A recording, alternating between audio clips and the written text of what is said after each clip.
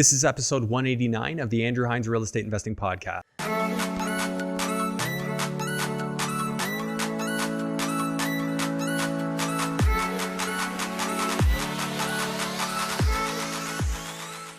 Welcome to episode 189 of the Andrew Hines Real Estate Investing Podcast. Today I have Abdellah Majd on the show, and Abdellah is a realtor out of Hamilton, Ontario. He's also an investor who's investing in London, Hamilton, and Naples, Florida. We had a chat on today's episode about Naples investing, what he's doing up there in Naples Park, as well as South Naples. So those of you who have been following me know I'm big on Florida. I think it's a great opportunity, and it was great to geek out over that. We talked about how the numbers are working with the interest raises, both in the US and up here. So we ran through a case study on London, Ontario, a couple of case studies on Hamilton. So this episode is packed with numbers. Anyone who likes nerding out with that is going to enjoy this one. So definitely tune in, maybe even pull out your spreadsheet, or if you're driving, don't do that.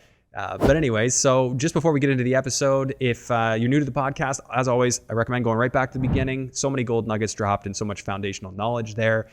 Please rate, review, and subscribe to this podcast wherever you listen. And if you're on YouTube, hit the like, subscribe, notification bell, just so you get notified. And of course, it helps the algorithm so that more people will find the show, and I would greatly appreciate it. So thank you for that. And without further ado, let's jump into episode 189 with Abdellah Majd. Hello and welcome to the Andrew Hines Real Estate Investing Podcast. I have Abdellah Majd on the show. Yeah. I hope I said that right. Yeah, close enough. Close enough. Yeah. What nationality is that? Moroccan. Yeah. Okay. Morocco, man. Yeah. Well, thanks for making the trip over from Hamilton. Yeah, of course, man. Super happy to be here. Obviously seen a lot of these episodes, Andrew, so glad to be on. Yeah. Well, I had been introduced to you by Peter Klosko, and we did a little interview on the Canadian Real Estate channel, Yeah, awesome. Matt McKeever's former channel. And it seems like you're up to some awesome stuff, and I just want to get the scoop. So I figured you got to come on the show, and what better way to do it than face to face? Yeah. Yeah, 100%, man. Yeah, super happy to be here. Let's dig get in. it rocking, yeah. Yeah. Tell me a little bit about yourself, like what you're doing now, and then we can, of course, get into the backstory. Yeah, 100%. So right now, like present day, run a seven-man sales team. So including myself, the Majd Realty Group, right out of Hamilton, just on John Street South, who actually just moved into our new office. So kind of still setting that up. So we've been together since the beginning of last year. Kind of is like the amount of people we have now. Bailey and I, she's my right hand. We started the team basically as the world shut down back in whenever that was in 2019. 2020. In 2020. Yeah. It's all a blur, but we actually started right during the pandemic and kind of, ups and downs, fought through a few things. We were on a different sales team prior to, and then again, since like last February, we've kind of been completely on our own. You were a different brokerage as well, yeah, right? where I was with Keller Williams. Yeah. Had a great few years there, 6 years, and then got introduced to Ryan Nicky over at Revel here in Niagara. That's where they're based out of. Had a connection through some friends in Barrie. We sit down for dinner. Long story short, 3-4 months later, we're operating a brokerage here in Hamilton, which definitely always been an aspiration. Didn't think I would get to it by the age of 35, but just an opportunity we had to take on. Oh, that's awesome, yeah. man. Tell me about that. Like, why would somebody want to start their own brokerage rather than just join into one? I have no idea. No, just kind of always wanted to get into that sort of management role and kind of grow out a brokerage that operates a little differently. It was either I was going to try to do something with my name down the road, but when this opportunity came about, I've always kind of envisioned myself like I do things a little differently. A lot of people will tell you I'm all about people, and the customer service side is a little different, especially coming from the restaurant industry. So I mean that's ingrained in me, and that honestly it was just like symbiotic. Like Revel came to the table, we met. The way they operate is identical to how I envisioned the brokerage. We shift our team there. We're basically like the nucleus there, and as we bring on agents, they can essentially lean on us on the way in. And I've always liked that kind of boutique style, small but yet powerful kind of concept. Sure. Which really Revel is. It's quality over quantity. How do you spell it? R-E-V-E-L? Yeah, R-E-V-E-L. Yeah. Okay. And so that's just a small brokerage. Like that's not Remax. Like it's it's not your kind of your big staple, but they do extremely well. They're number one independent brokerage. They've been around since 2013. Okay. And just opened their 20th location in the Kawarthas there. But I mean we're right there in terms of production with all the big names. Just kind of goes to show you what goes in hand when they bring on their agents. Yeah, and what are the agents like? What's the big feature for them? I mean, obviously you said small and powerful, but I mean, are they getting a level of attention from you or from the team there that brings them in? Like in terms of what attracted them to us with Keller Williams. Like I think a lot of people like say great training. Gary Keller obviously is a big influence there, right? Is that a similar pull with your brokerage? I mean, look, I think, to be honest, every brokerage you go to is going to be like, hey, we have the best training on planet Earth. It's just all about how you mesh with it. Their marketing's second to none. Okay. Wasn't really a big social media guy. I'm kind of trying to get into my in an uncomfortable zone, so to speak. So it's really the culture. Like when we get into these events and we have these one-on-ones, there's a certain energy there. Yeah. But they just do things a little differently. Their technology platform is truly legitimate with their CRM and the way that exposes your business. But again, it's just a fresh approach, and they adapt to the market, I think, fairly well when it comes to like external marketing. Okay, very cool. So a little bit of a tangent, but I just find it interesting because there's so many investors that are realtors as well, and I think it's a great combo, and obviously that works for you. You came from the restaurant business? Yes. Did you run your own restaurant? I did not. I felt like I did at times. Your family's? Yeah. No, I actually worked at the Keg for 11 years up on Upper James there. So basically when I was like 18 or 19, jumped in as a dishwasher, whatever, worked my way up the back end of the restaurant. Became like a head cook. Then I started serving, kind of did that simultaneously, and then eventually just served. And then that's when I started writing my real estate courses. So that's probably back in like 2015. And then I guess the rest is history. But it was it was a wild training ground for getting into real estate on a day to day. When did you start as an investor? So the investment side was actually a little bit earlier, back in 2013. So kind of long story short there, my brother's my business partner. He had the idea of doing it. We have, real estate in our blood from back home and whatnot. So him and a family member, we're going to start buying some properties together, or at least, venture into one, and then for whatever reason, this didn't happen. And then we kind of all met as a family, my brother and I and our sister. And that was it. Basically 5%. We all chipped in our portion, back to back duplexes on the Hamilton Mountain, which now could easily sell for over $1 million. But kind of started there. And then we took a couple years off, tried some different things, and then naturally always kind of revert back to real estate. So in terms of the journey, I kind of started there. And then, ventured downtown into kind of, some more gritty areas where you could get some better deals and kind of grow into the equity.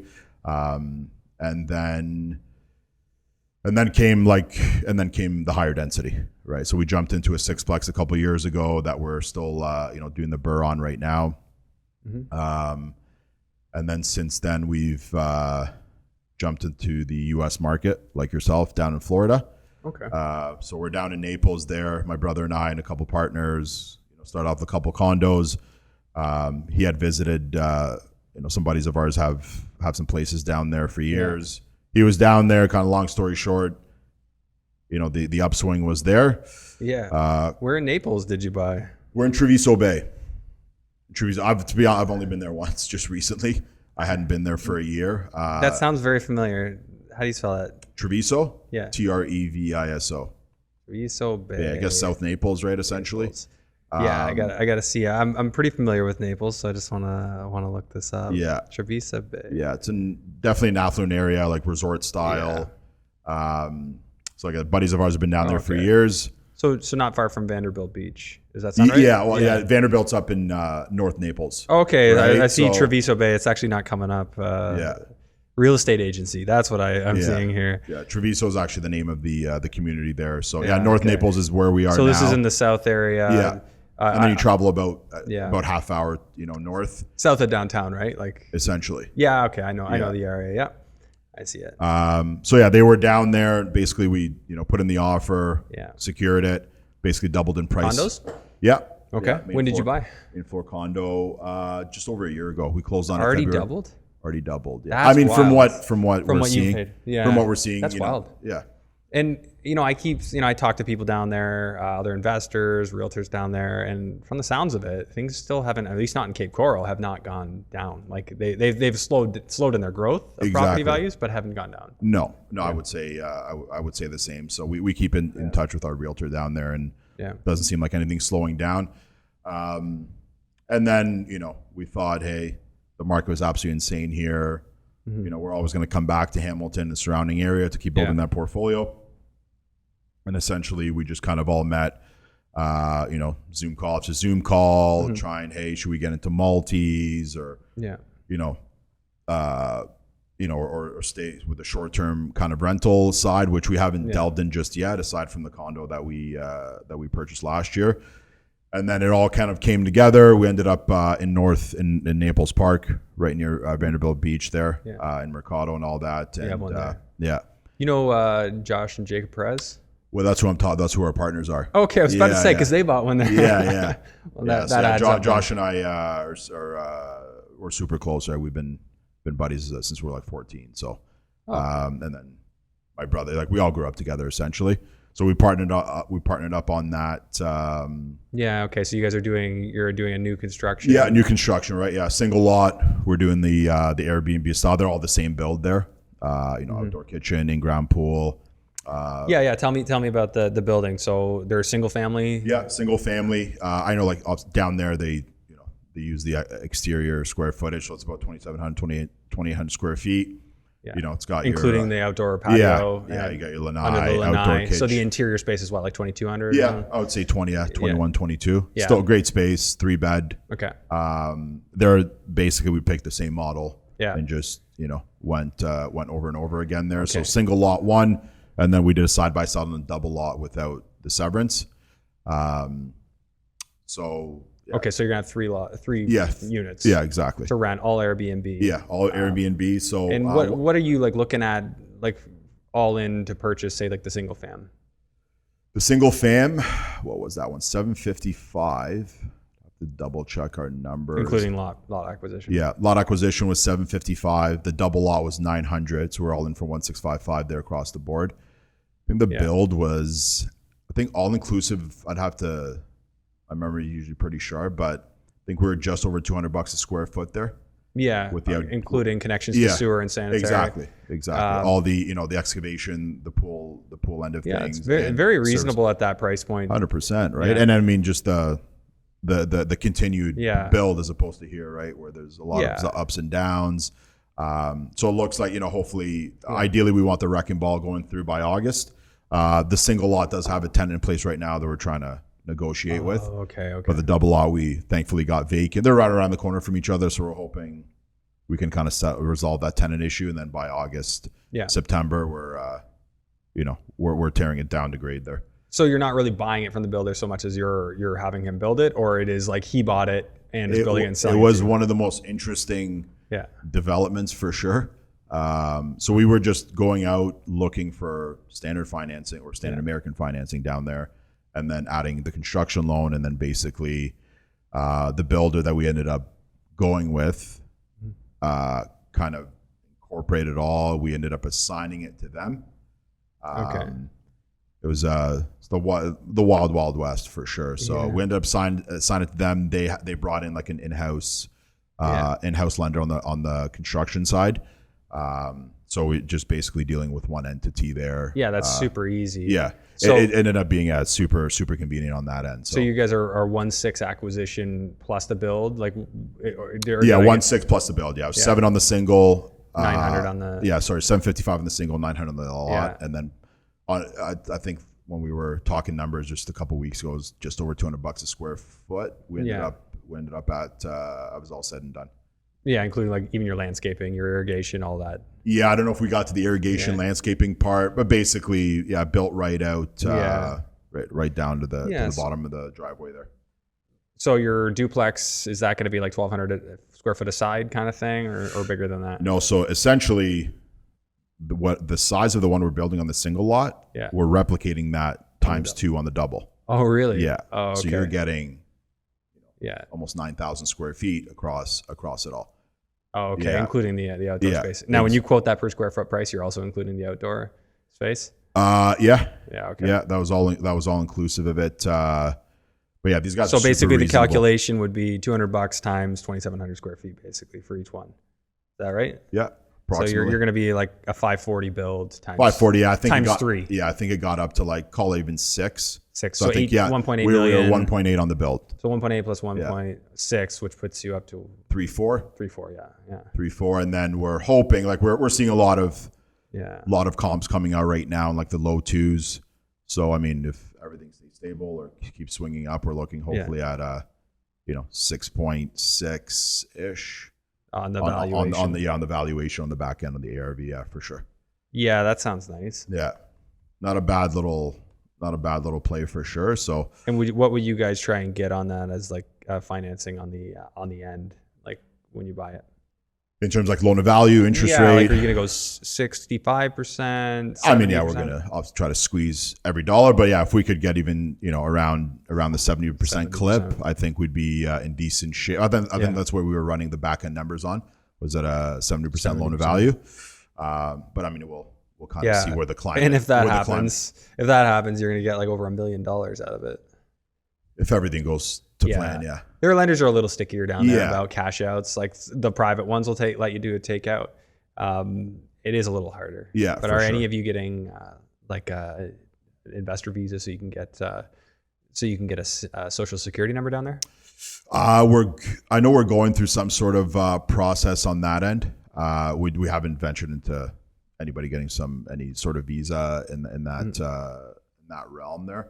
Yeah. Definitely a good maybe something to look into. Yeah. But we're going through all that kind of the U.S. Corp structure as we speak. Yeah. Just finalizing all that with just getting even all that originated it was quite the process. Yeah, I went through it as well. Yeah, I'm sure you did. Yeah, but I mean, it's all going to be worth it. Obviously, you got to kind of see that going into it. So. And what did you guys kind of like figure you're going to get on an average monthly basis for say one of these units? Like, what's your gross rent going to look like?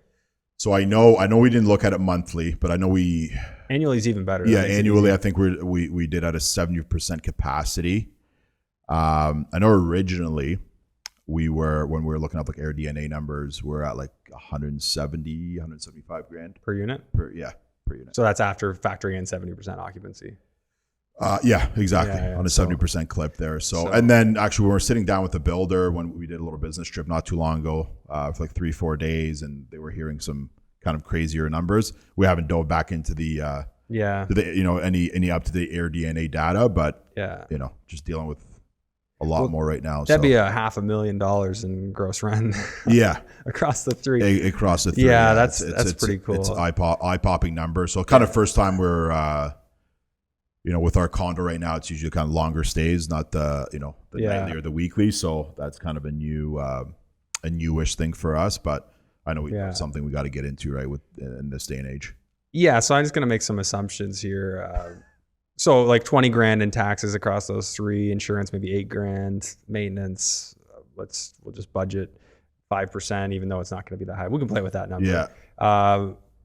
Utilities, you're obviously going to pay utilities on all of them. It's probably going to be $200 a month times 3 or $250. Something of that effect. Yeah, $250 times 3 houses times 12 months. So say 9 grand in utilities.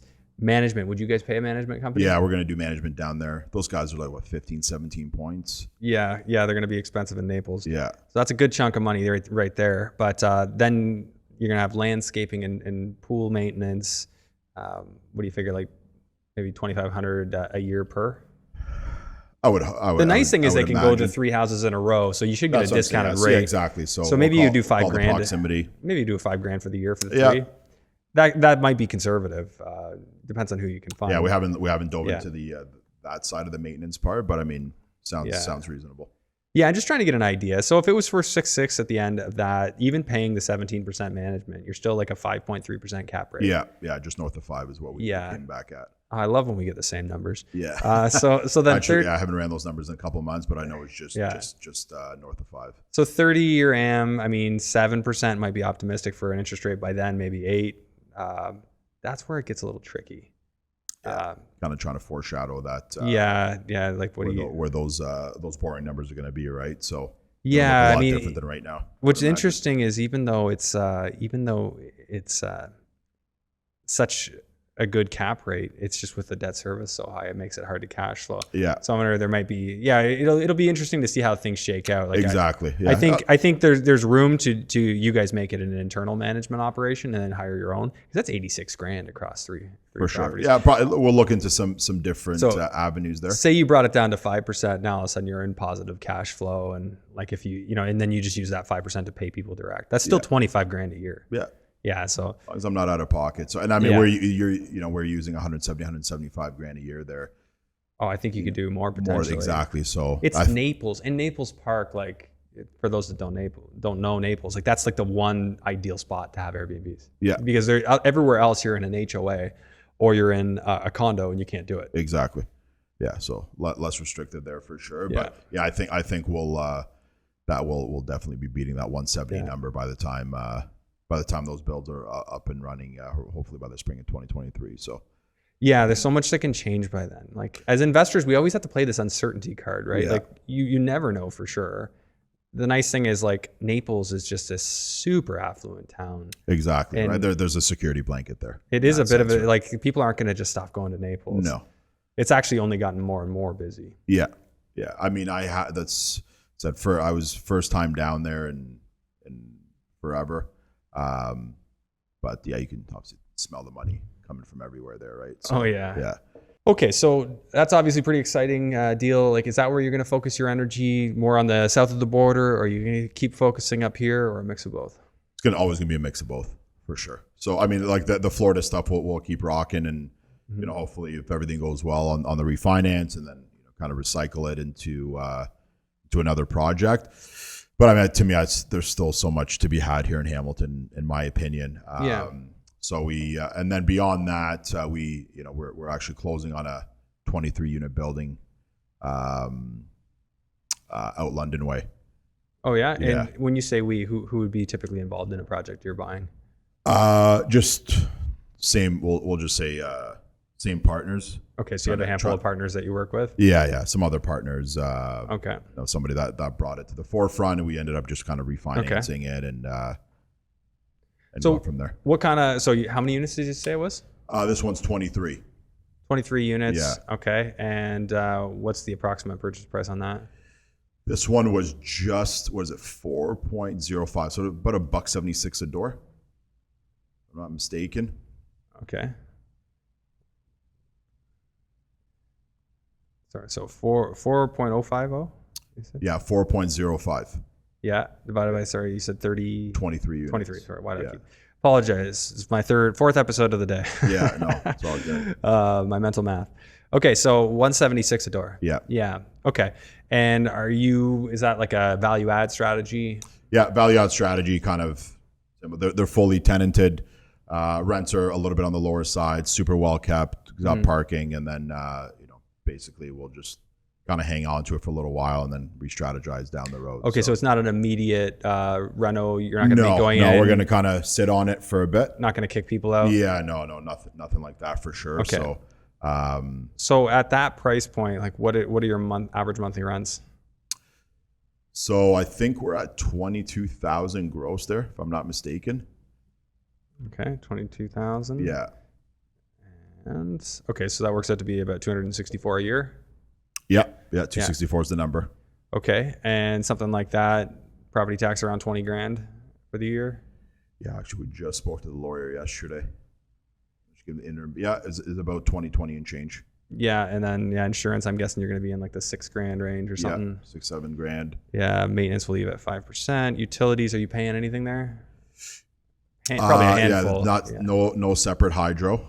Yeah. That was kind of like the only thing, but not a big deal there. Yeah. But throw the utilities in there as we normally would. What do you think, like 15 grand for the year for all utilities? What is that monthly? Would you like per unit? Would it be $200 a unit times? I would say so. Yeah, there are a mix of equals ones and twos there. 200 times 23 times 12. So yeah. Oh, that's actually a lot. So like, no, that can't be right. Yeah. 55 grand for utilities for the year. I'd definitely have to double check those numbers.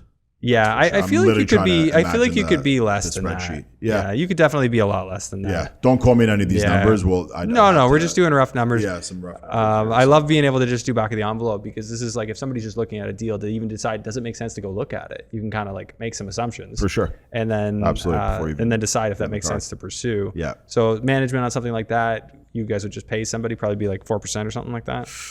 I mean, well, Hamilton, you're easily looking at 8 points. But on more units, you tend to get a better deal. Better deal, yeah. So I would, maybe keep a conservative 5. Yeah. And then landscaping, snow removal for the season or for all year, like there's actually quite a bit of grass there too. 4 or 5 grand, something like that for the year, roughly. Yeah. Okay, and then miss. That might be a little high, but okay. Well, we'll say conservative numbers. We'll say 3 grand. A little less conservative, and I just put $500 for miscellaneous, whatever. And okay, so your value, you said 4.050. Okay, so that's like a 4.1 cap ish. And now when you're not getting American loans, you can get slightly better rates. Yeah, maybe I don't know, like 5%, 4. I'd say 4.5. 4.5. Yeah, 4.5 on there. Okay, and what loan to value are you going for? On the way in. Probably not a full 70% on the institutional. Yeah. Still kind of maybe run it at like 65. Yeah. Just to kind of be safe there. Yeah. We're still kind of finalizing those points right now. Yeah. So you'd have cash flow at that. Your DCR, like your debt coverage ratio, would be a bit low. You might not get that high, unless I've probably overly conservatively done the utilities. The utilities. Yeah. So high, if they say the utilities are only 30 grand. I should have brought my spreadsheet. Oh no, I put you on the spot. Yeah. No, I like. All good. Yeah. My memory's sharp, but. Yeah, mine usually is too, but at this point in the day. Yeah, exactly. Okay, so say you'd hit your DCR at like 65%. So your investors are basically coming in with the balance of what's required. Yeah. Okay, well, that's the way to do it. So then you're going to have cash flow. What would be the arrangement there? Like all cash flow stays in the company and we put that towards renovations? Yeah, so we're going to basically just build that slush fund and then kind of redeploy it from there. So we're still kind of finalizing the strategy. Obviously that we've selected the asset and everything makes sense for everybody. We're just kind of finalizing how the payouts are going to be. Okay.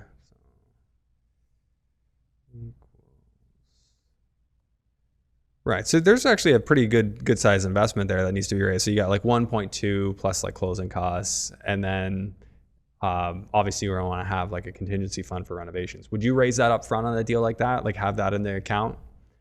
For this particular one, no. It'd just be cash calls. Hey, we need an extra, and then exactly right. If we got to access equity on another property, it's just to come up with some of our capital in this one, which is basically like shotgun refinance. Yeah, went and kind of extended a HELOC, pulled it off, and that's how our portion went into it. So, but like I said, it's still kind of fine tuning some things on the back end, but biggest acquisition to date for sure.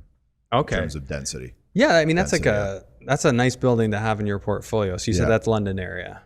Yeah. In London proper or outside? We'll just say London area. London area. Keep it cryptic. Yeah, exactly. No, I get it. When there's partners, sometimes not everybody wants to share every detail. Yeah. And I get that. So no, that's good. So obviously a couple of really exciting deals that you're working on. Yeah, definitely not by myself, but some exciting stuff going on. Yeah. Yeah. How involved are you in a project like that? Because you mentioned like it's you. Are you the only active partner? No, there's a bunch of us. So to be on the Florida one. Yeah. You've got 2 other active partners. Three. We get 3 of them. Yeah, they're Josh took the lead on that one for sure. So Josh, Jacob, you, and then one other? And then my brother. Oh, your brother? Yeah, okay. So we're okay, and you guys are all contributing and... Yeah, exactly. Yeah. We're just, everybody's in 25 ahead, essentially, right? So, we have a realtor down there, so my job got cut out. We'll put it that way. But, we're all super excited. Again, we went down there.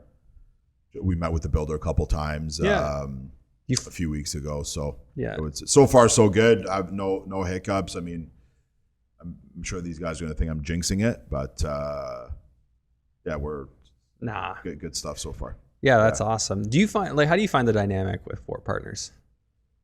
Different with us because we've known each other for so long. My brother and I, we're just been doing this together since 2013, and we're just great partnership. We always see eye to eye. I mean, for the most part, Josh and Jake just have the same vision. We just want to secure as many assets as humanly possible before we gotta get out of the active income game. So this one's kind of a bit of an anomaly just because we have like a long-standing pre-existing relationship.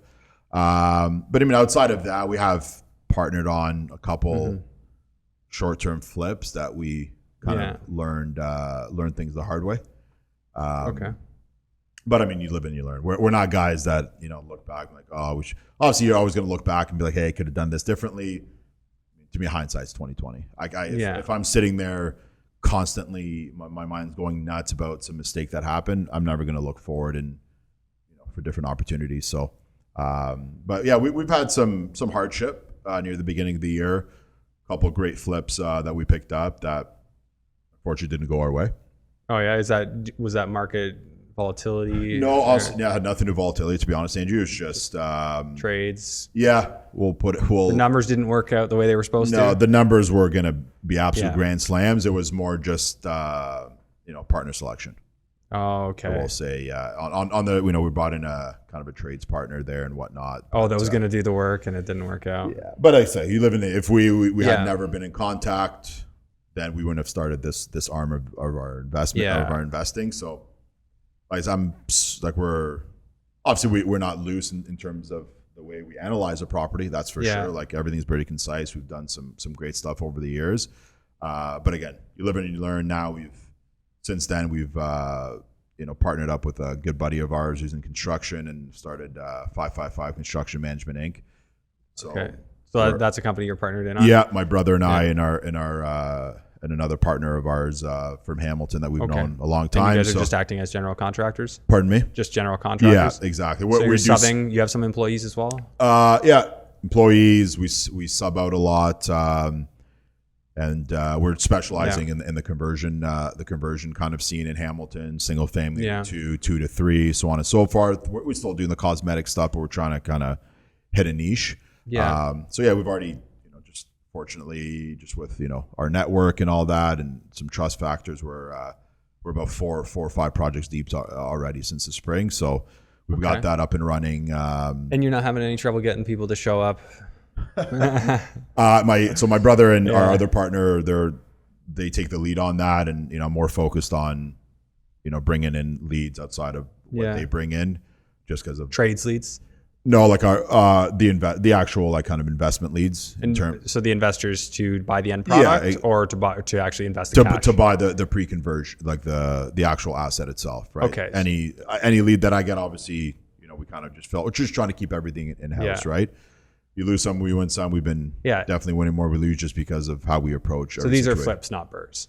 No, these are BRRRRs. They are BRRRRs. Okay, so you're bringing somebody in. The flips we do personally outside of the buy and holds. Okay, so you're not bringing that. Okay, so these you're bringing people in to go on the mortgage, go on title, and then you're partnering? No, we're just bringing in. I'm just my focal point is just bringing in my own clients and keeping it in house. So it's just them buying their own property, converting it. Yeah. Oh, okay. So this is you acting as realtor. Okay. Exactly right. And then, but we just had an interesting conversation last week with some investors that are actually looking to get in and partner up on the construction side and have multiple people on title. Just they have a bit of a unique kind of approach in terms of the way they fund. But I mean we're coming across everything. So we're subbing out a lot. We got a couple 2 or 3 great full timers. 2 or 3 great sub guys, like carpenters and exactly. And then if we do the one-offs, hey, we need a kitchen done. Hey, we standalone kitchen, standalone bath, and we have our go-to guys that we send. So that's handy. I mean, if you can keep doing business in the same area and keep the same people busy, that really helps, because then they just treat you with priority. Yeah, exactly. And to us, we're just, we're super communication driven. So, hey, if we can't take it on, it's going to be, you're going to know right out of the gate.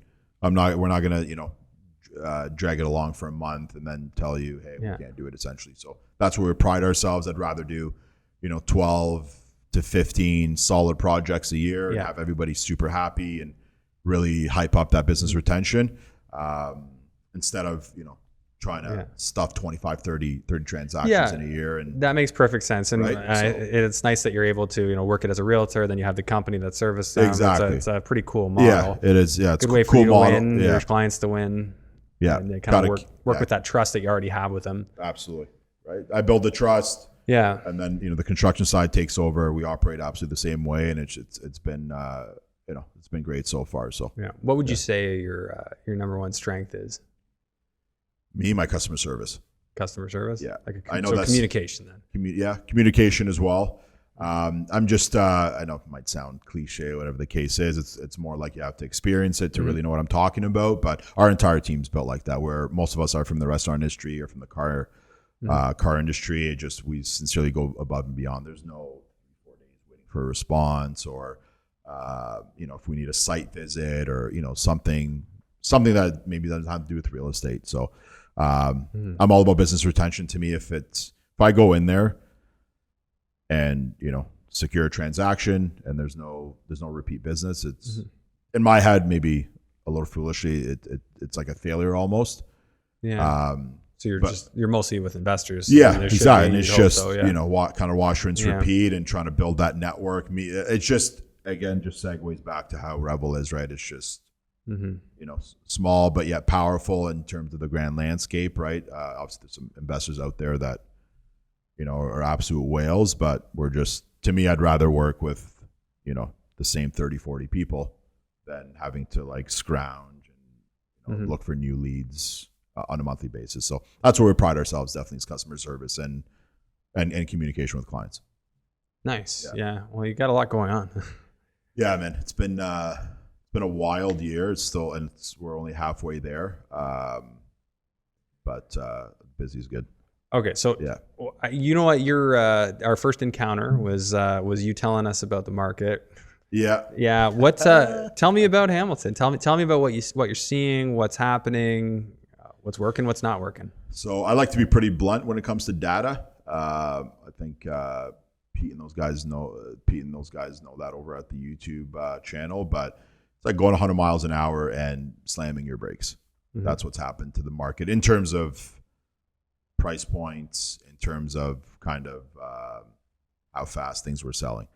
Yeah, I think there's a huge shock factor right now in our market. There's a lot of uncertainty. I'm sure as an investor, right? Rates go up and then the whole world's ending. Yeah. Right. So just funny enough, last 3, 4, 5 days, at night or during, random time at the office, and I'm just staring at stuff that's selling, and it's incredible to me. The downward pressure there is on price points right now. But people are getting caught in a bit of a cyclone, right? Like if you had already purchased and you just put your house on the market, say right before the rate hikes in June, it's a totally different world. We're experiencing it. I'll be honest, we don't control the market. We have a couple listings that have been an absolute, just headache to deal with. Yeah.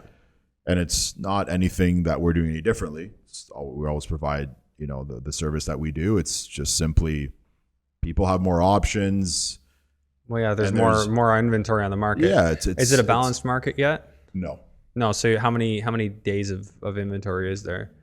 The absorption rate right now, I know during the height of the market, it was a week? A week of inventory. Yeah. Yeah. Now we're at 3 months. 3 months of inventory. So that's basically getting into balance. 10 to 12 weeks. It's getting into balance territory. It is. Yeah. It is. I think I'm kind of, obviously the caveat here is obviously inflation and how that's all playing a part. But I mean, from what I remember because we sold our first investment property, which I still wish we just refinanced. But I mean, like I said, we always look forward. And we all know, like, when we came into 2017, things were still like this, and then fair housing plan and interest rates and all that good stuff, and it started a kind of a steep decline. I just remember perfectly around at the end of May, just talking to my brother, be like, okay, what's the value? Like, what do you think we can get for? And every week I remember just telling him a different number. Because this was in 17 when things corrected. Yeah, when things corrected, right? But then there was a pickup, right? It picked up. How long did it take for things to recover from that? Like a couple of years?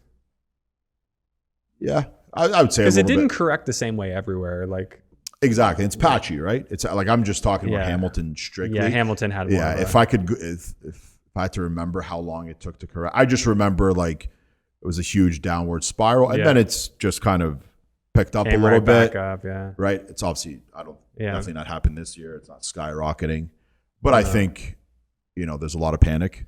Yeah, that correction came when the stress test came. Exactly, stress test. They announced the stress test, so everything's so responsive to financing and what happens because look at the price point. People are financing things. Yeah, if you didn't think that interest rates had anything to do with it, from the hikes recently, that's really all you need to know. Well, the volatility is one thing, right? That's emotionally driven. The root problem of lack of housing isn't going away. No. Not anytime That's soon. the thing. So it's just a matter of how much does the media scare people? And we know they're good at that from the last few years. So how much are they going to scare people about interest rates? And what's that going to do to their spending? And how long? They still need a place to live. So you're in the meantime going to see rents boost up. And then that's going to make more people want to buy a property because the rents look good. Yeah, so absolutely. It's just it's a tug of war, right? Right now, if you have to sell because you bought, you've been taken to the cleaners, unfortunately.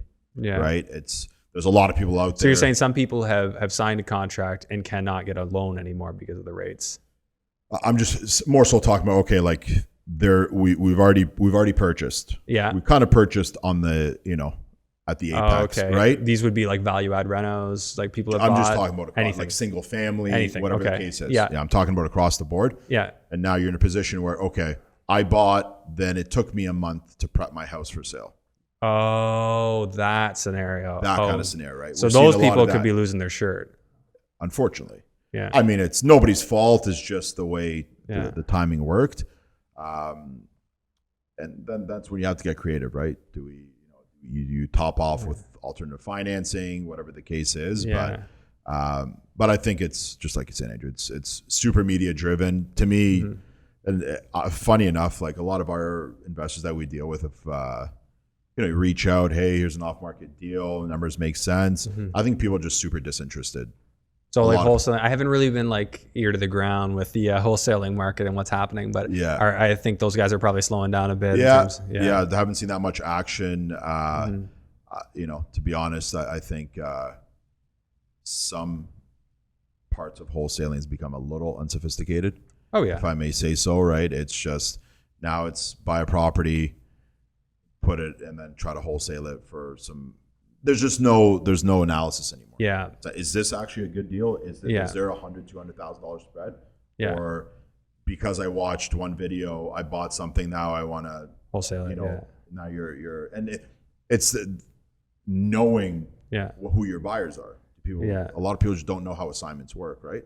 Oh, for sure. Right. Yeah, I would agree. There's a lot of, and the amount of wholesalers that just jumped in the game was insane, right? Because everybody knew everyone's hard up for deals. Okay, let's get in, and it kind of even exasperated the challenge of not being able to find deals. Yeah. If anything, it'll be a very interesting time right now, actually being able to look at deals and negotiate offers. You'll be able to find more potential deals when you have time to look. 100%. Yeah. So there's opportunity coming.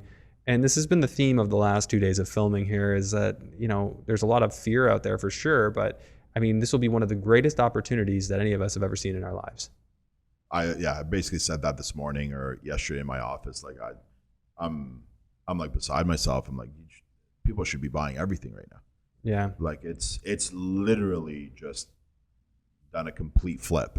Yeah. Right. It's a variety of factors. So you're still seeing transactions happening though, like I don't. Or are sales way down? To be honest, I haven't looked at that stat in a little bit. Aside from in that realm, aside from the absorption rate. Yeah.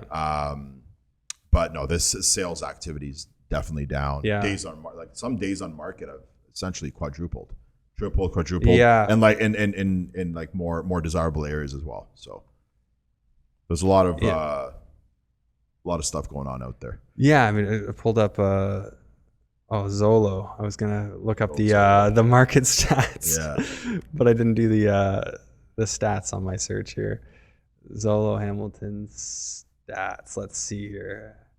I'm just curious. By the time this comes out, this won't even be that relevant. But just want to see. In terms of average sold price, that's been going down pretty steady. And then there's this line of divergence starting in March where inventory went this way and sales just kind of plateaued. Yeah. So it's not that sales have stopped from this line I'm looking at. They've sort of stayed in one place, but the inventory is just not moving. Like I said, that stat doesn't stand out, but just in terms of like influx of inventory, I just remember on our system, which is across like 5 or 6 boards. Yeah. Height of the market, call it like, across the winter into the spring, we were looking at 800 to 1,000 listings a day. Yeah. And then it literally went down to 1/10 of that overnight. Okay. And now it's starting to, now you're seeing 700 listings going up every 24 hours. 600 or 700 listings? 100 across our board. So that's not just Hamilton. In the board would be what? Hamilton, Brantford, Niagara. So people are actually listing their properties knowing that it's not the greatest time to be listing their property. Is that a fear move? Probably a fear move. 100%. Yeah. I'm not bewildered by that. You figure like, it's a life cycle. People you move in this, they sell in the spring. Yeah, absolutely. Right? I know we're venturing into the summer months now, and even last year, right? It was absolutely blistering in the spring. And then if you actually go back and look at sales, call it from June to August, which is seasonally slow.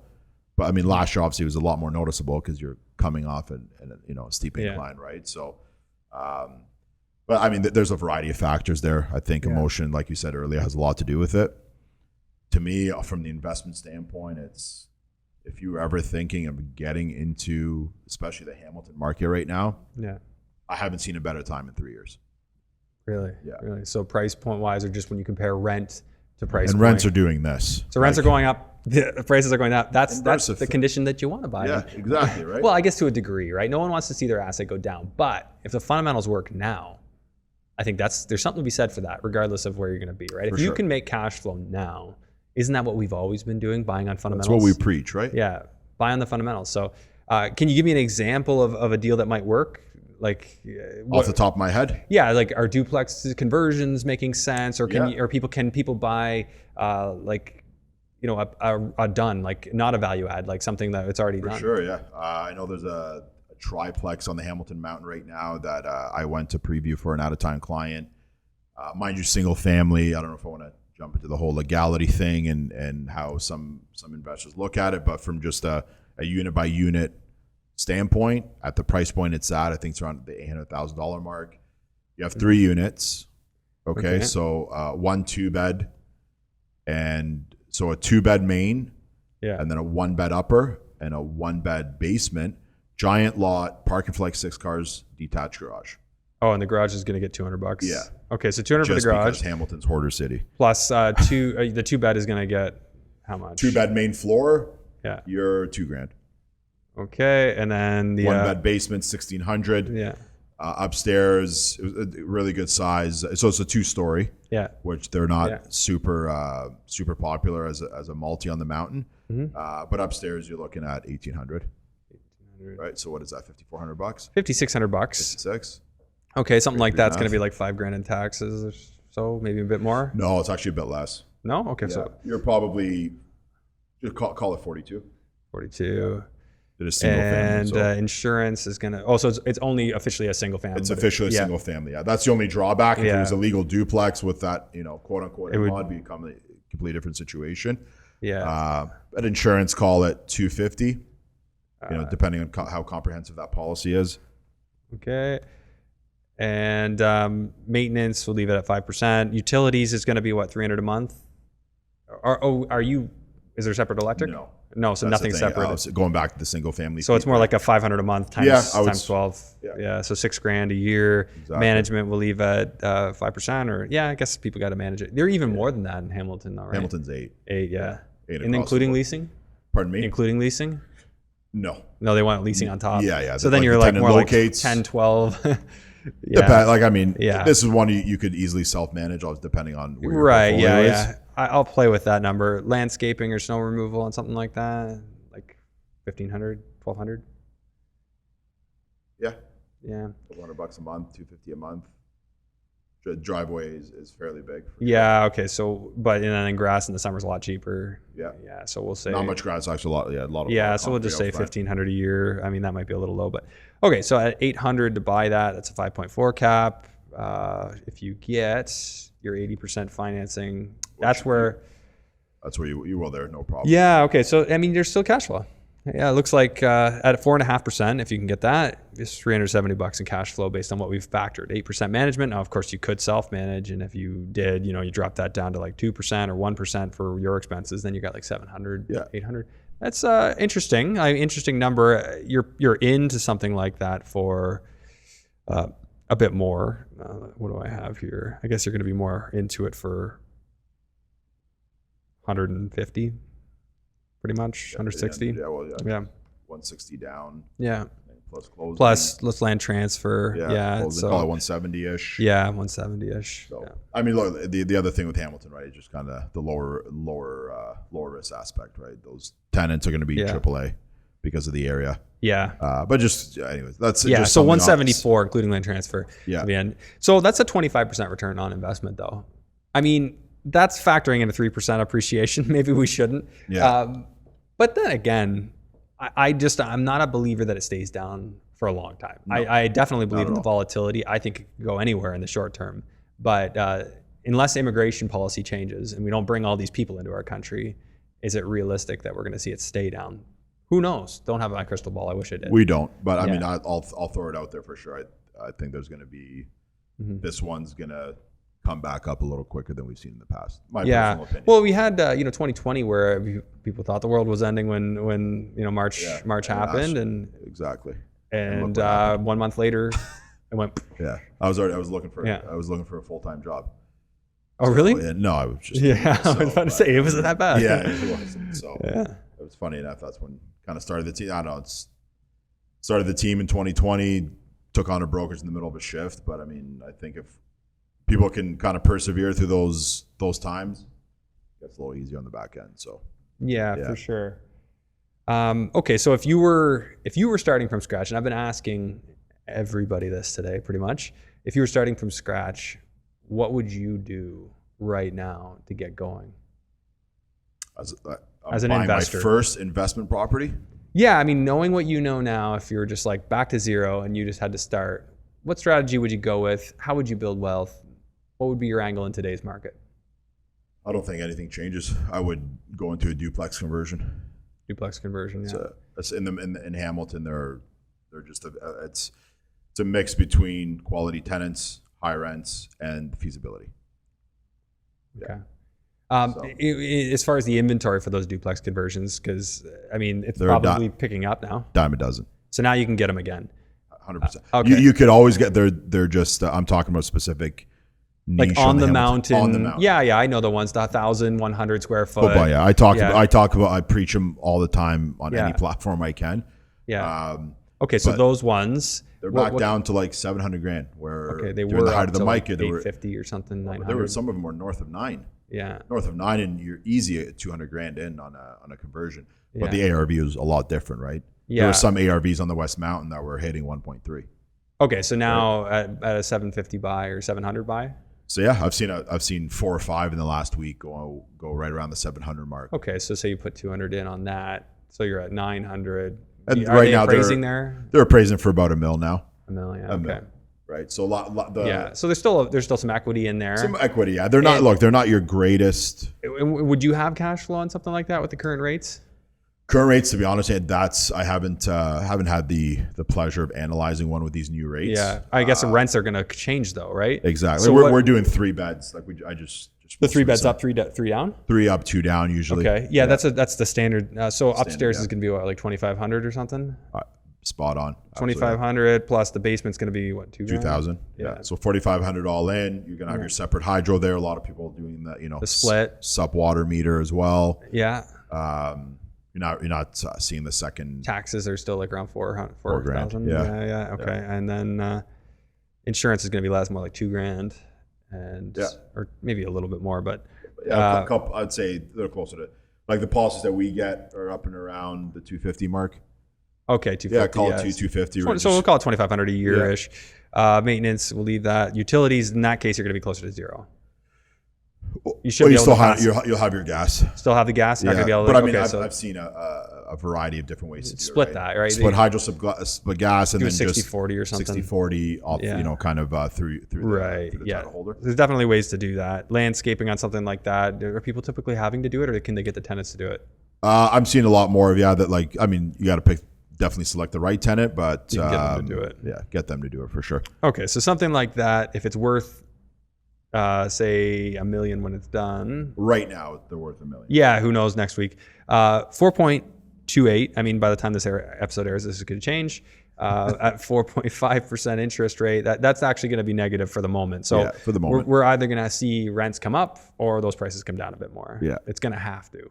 For sure. Yeah, you just like I'm going off essentially when rates were. Well, and it's hard. It's hard with things changing so quickly to know. And I think everybody's trying to figure that out, which is where you see like sales sort of slow down because people are just trying to figure out what's happening. Exactly. That's what I've been. Everybody asks me, "Hey, where's the market?" People are just digesting what's going on. Yeah, that's all it comes down to, right? Something out of left field happens, or something that you didn't think was going to affect your current situation that harshly. You're probably, with anything in life, you're going to take a step back and be like, okay, what's the next step? What's hilarious is the same government was so concerned and wanted to get people their stimmy checks. Just here, get some money here, just take it easy, stay home. Is now doing everything to like like the middle class. Exactly.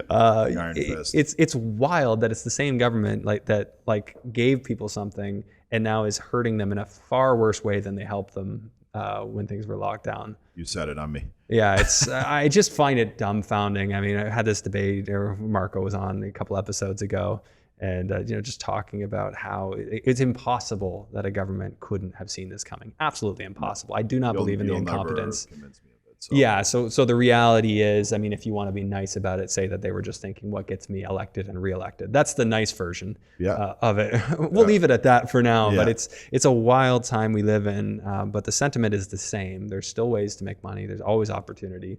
And no matter what happens in the market, it's up to us. We got to go out there and make it. Exactly. You want to take action, or you want to sit on the sidelines. Those are your two options. Yeah, I can't sit around forever. You got to find a way to either reallocate, different market, or look in your market for unique opportunities. Exactly. Just line up with the right partners. That's what it's going to come down to, right? So. Yeah, for sure. Okay, Abdellah, where do people reach you? Would we throw out cell phones on this podcast? Anything you want. Yeah. You might get a lot of calls. I don't know. Yeah. 905-921-6253 is my cell phone number there. MadgeRealty.com. We're on Instagram at the Madge Realty Group. Revel Realty or Revel Hamilton Central on Instagram. Okay. Or Abdellah at MadgeRealty.com. Okay. Yeah, and just fire those links or anything you want in the show notes, like top 3, and I'll put those in the show notes. I sent those over. Yeah. Okay, perfect. So we got those. We'll make sure they're in the show notes. And any parting words of wisdom?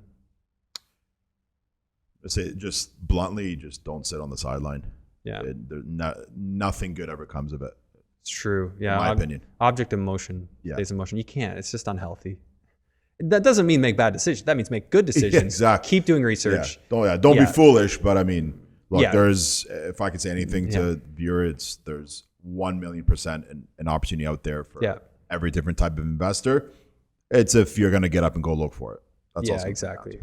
Pull up your sleeves and do the work. Get to work, exactly. All right, cool. Well, I appreciate you coming on, and it's great to finally meet in person. Yeah, thanks, Andrew. Appreciate it. That was super fun. Appreciate it. Thanks for tuning in to today's episode. Please make sure to share this episode far and wide. Help it help more people. I really appreciate you tuning in. I'll see you on the next one.